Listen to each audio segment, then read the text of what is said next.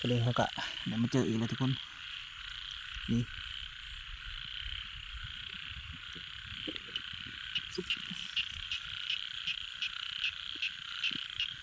นี่แหละ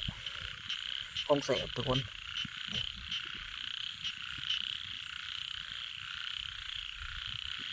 บลายโถนี่เนาะทุกคนนี่กะมาพรกะมาเห็นคลองหาอยากเลยทุกคนนี่กองแสบเนาะเห็นไหมทุกคนนี่เนาะคลองหาอยากเลยทุกคนกองแสบเลยเนาะนี่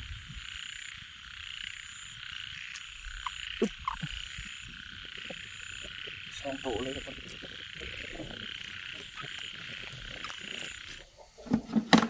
นี่เนาะ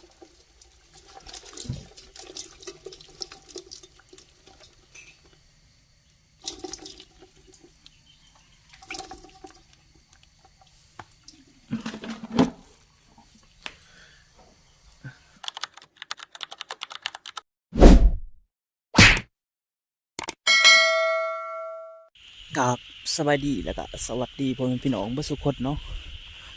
ตอนนี้มาอยู่กับเบาพรคือเก่าทุกคน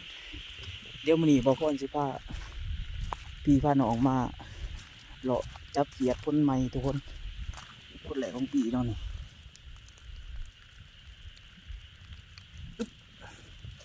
เรียบร้อยทุกคนเดี๋ยวมาหับส้มน้ำพันน้ำบ่อพรไปน้ำพันทุกคนเสียงเขียดเสียงกบไปเนาะเดี๋ยวฮะเลาะไอเขียดไตกบทุกคนเบิ่งไปทุกคนฝากเป็นกำลังใจให้บ่อพรเลยเนาะ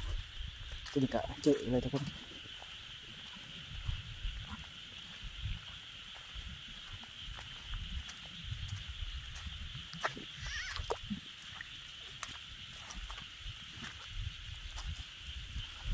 นู่ไปเลยทุกคนไปเดี๋ยวมาหับส้มไปนำกันกับบ่อพรทุกคนฟังเสียงเขียดเสียงกบไปเนาะทุกคนต้นแหลกของปีเนาะนี่เป็นตกทุกคนไปฝากเป็นกำลังใจให้บ่อพรเลยเนาะไปทุกคนนี่เนาะเพื่อนพี่น้องตัวนี้กับบ่อพรก็เจออีกเลยทุกคนเป็นขี้ยัดเนาะโอ้มันกบทุกคนกบเนี่ยมันสิหายากเนาะอู้ไปเลยทุกคน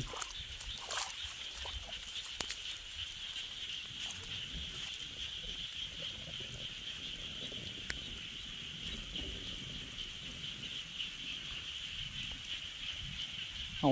คอโถดคอไปกับความเหมือนทุกคนเพราะว่าไตไฟบ่ได้เนาะถ้าไตแหละเขียดมันสิปบทุกคนตัวนี้ก็เจอเลยเนาะเขียดหมูทุกคน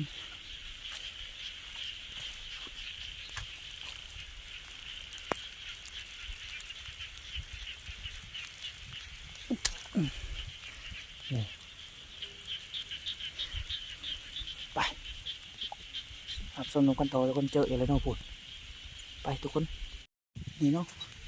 ตัวนี้ก็เจอเลยทุกคน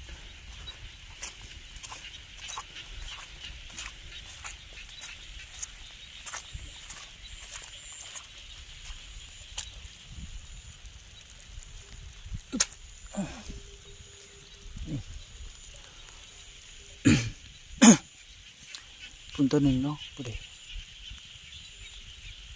กะคอโถดคอเอาไปเนาะที่มันมือทุกคนไปเดี๋ยวไปสับตรงกันต่อเนาะนี่มันก็ทุกคนไปเขียดหมูเนาะไปเดี๋ยวบอกพรไปเอาอีกตัวหนึ่งก่อนทุกคนไป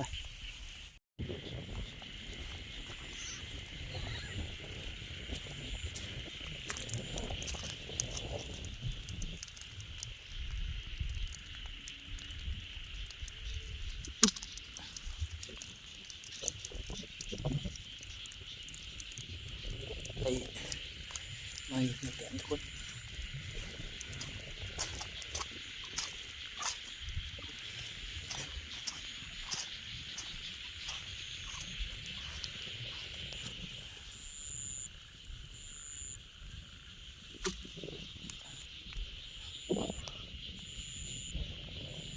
ตัวยังไงเลยน้องนี่เบิ่งไปสัตว์ลงกันต่อ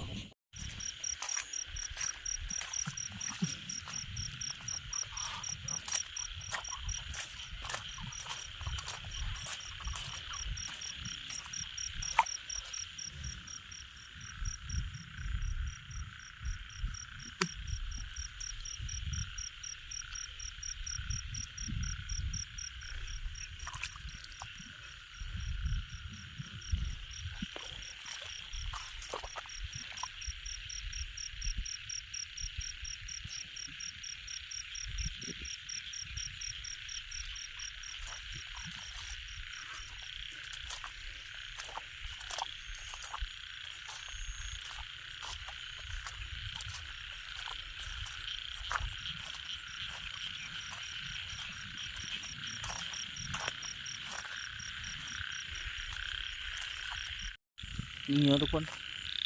เรียงกะมาพรกะมาเห็นคลองหาหยากเลยทุกคนนี่คลองเสียบเนาะเห็นไหมทุกคนนี่เนาะคลองหาหยากเลยทุกคนคลองเสียบเลยเนาะนี่อึ๊บสองตัวเลยทุกคนไปโยกตาม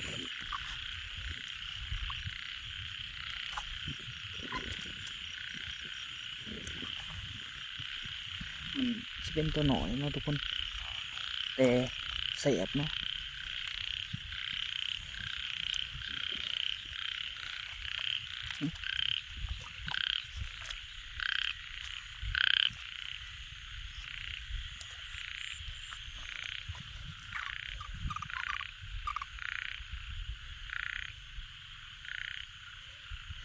หาหยากทุกคนมันต้องแบบมีหนามแล้วก็มันจะมาอยู่ตามคันนานี่เนาะไปเดี๋ยวเราไปหาอีกทุกคนไป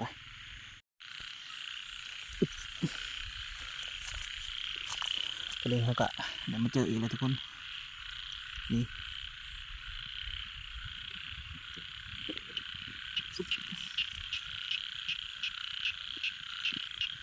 นี่แหละกองเสพทุกคน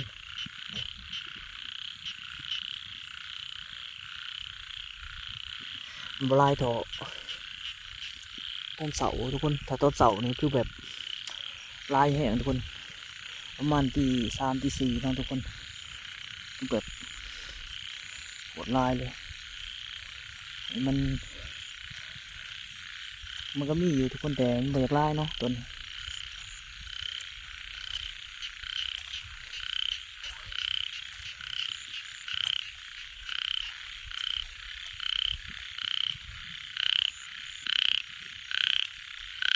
โอ้เจอเลยทุกคนนี่นะกำลังหงอยู่เลยตุ๊บ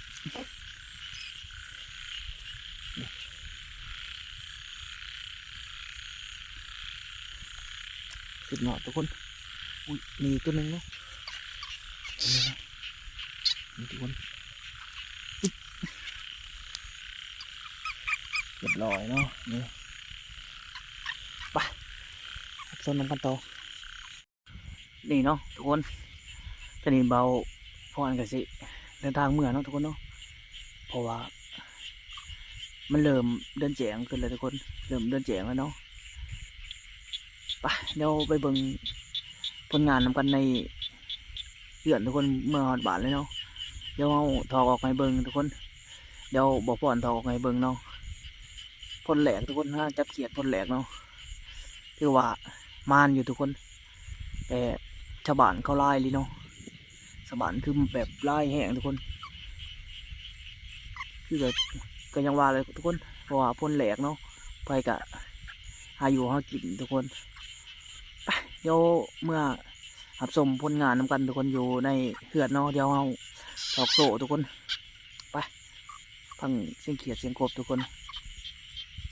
ธรรมศาสตร์เนาะไปทุกคนเดี๋ยวมาถอกผลงานออกให้เบิ่งเนาะไปดีเนาะกับสบายดีแล้วก็สวัสดียามเสาร์ทุกคน มาอยู่กับบ่าวพรคือเก่าเนาะเดี๋ยวพามาเบิ่งผลงานคืนนี้ทุกคนไปไปนี่เนาะเบิ่งนี่สิเป็นห้อยฉลีเนาะ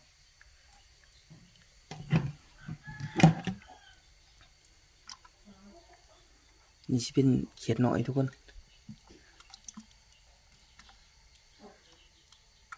เบิ่ง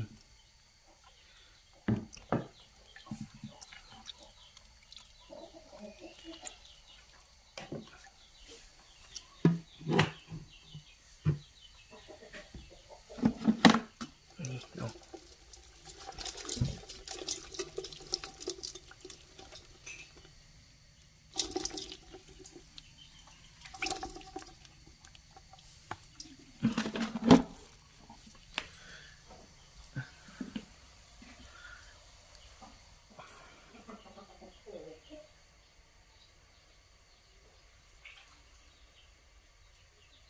เบิ่งบรรยากาศยามเช้าๆเนาะ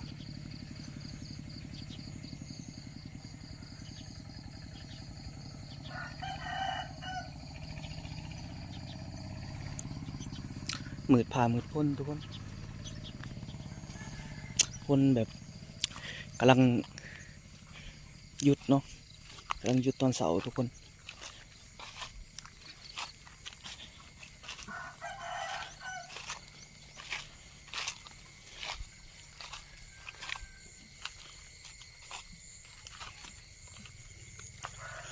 เบิ่งบรรยากาศทุกคน